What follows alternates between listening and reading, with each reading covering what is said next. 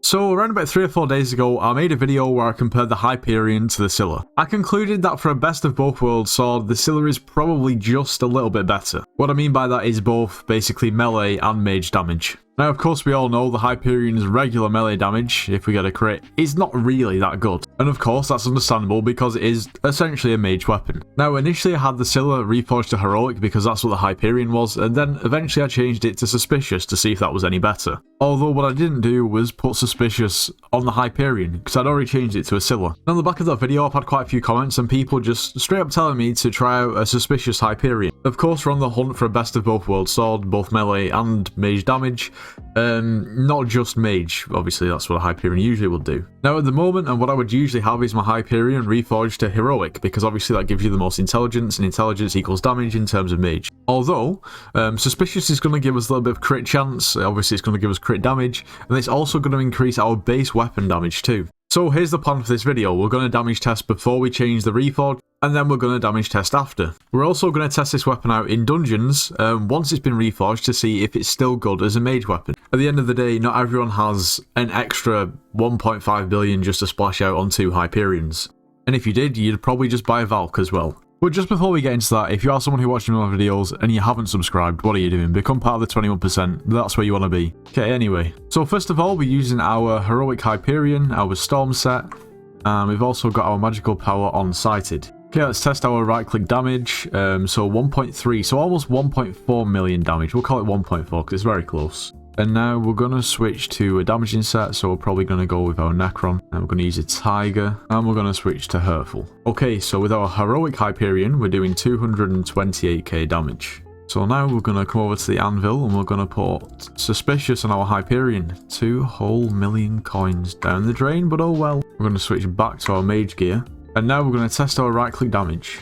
1.358, so we've lost 40k damage when we right-click. And now switching back to our damaging set. So previously we were doing 228k damage and now we're doing 247k damage. So essentially what's happened is we've substituted 40k of right click damage for 20k of left click damage. So in other words, our melee damage has increased by 7% and our mage damage has decreased by around about 2.8%. But as I did in the last video, we've got a Withered Livid Dagger, one for all, which costs around about 15 mil.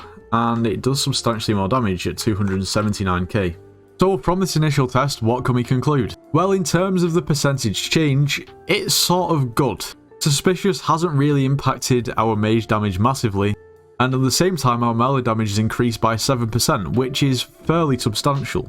Having said that, with the test I've just done, the Livid Dagger is still out damaging the Hyperion. So if you have 15 million coins spare and a Hyperion, then just buy a one for all Livid Dagger. Realistically, that would probably be my suggestion.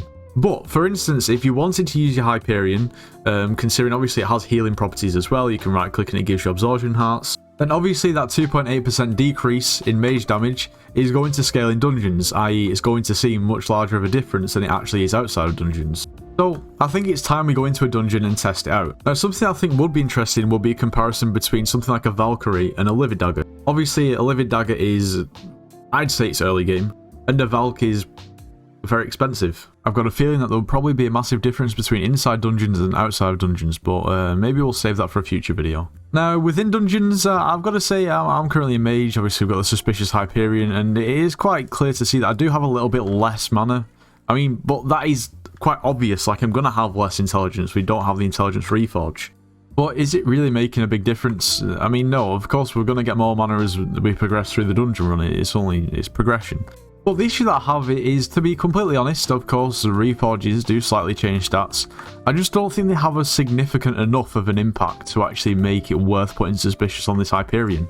Like, simply, we have slightly less mana, and we do slightly more melee damage, but realistically, it doesn't make a massive difference. Even when we scale it up to something in dungeons, the change in mana is barely noticeable. Let me know in the comments, because I know it's sort of a debate that not really many people can actually agree on.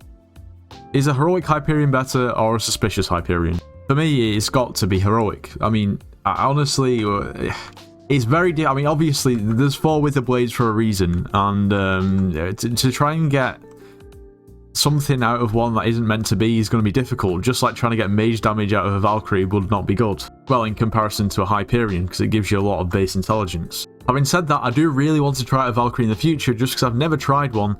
Don't know how good it actually is, especially if we can compare it to some much lesser weapons to see how it fares. But in terms of sort of creating and manufacturing a weapon that is good at both mage damage and also melee damage, it is going to be very difficult.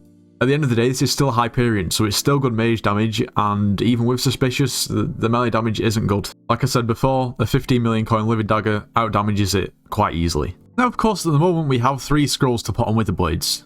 Shadow Warp, which essentially is the aspects of the end ability to some extent, but on a Hyperion, or a Wither Blade. Wither Shield, which is basically what gives you your absorption hats. And then Implosion, which is your right-click damage with a Hyperion. Now, only if there was like another scroll that would massively increase or give some sort of ability to increase base melee damage, either that or crit damage or strength, I think that would be pretty cool, because that way you could actually probably transform this into something usable in terms of melee damage. At the moment, we have an option for mage, and options for survivability, and an option for everyone to teleport, but nothing for melee damage. Now, some may say that that may completely and utterly, defeat the point of even having different Wither Blades, but then I would argue, why is there an actual scroll that increases mage damage in the Wither Impact? Surely that would defeat the complete point of having a mage weapon and a melee damage weapon and so on.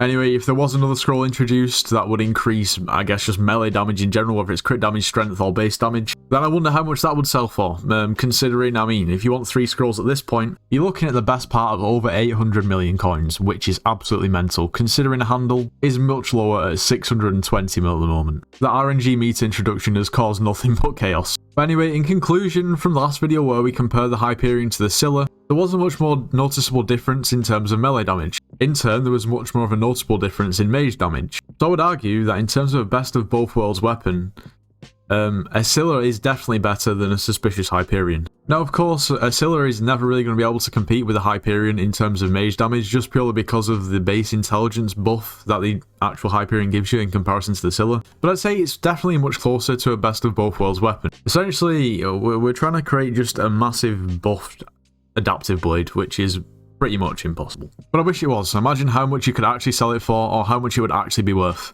But anyway, please do let me know in the comments, Suspicious Hyperion or Heroic Hyperion. It'd be interesting to know. And yeah, maybe sometime in the near future we may test out the Valk 2 against other weapons. Anyway, if you did enjoy today's video, make sure you do leave a like, subscribe if you're new, and I'll see you in the next one.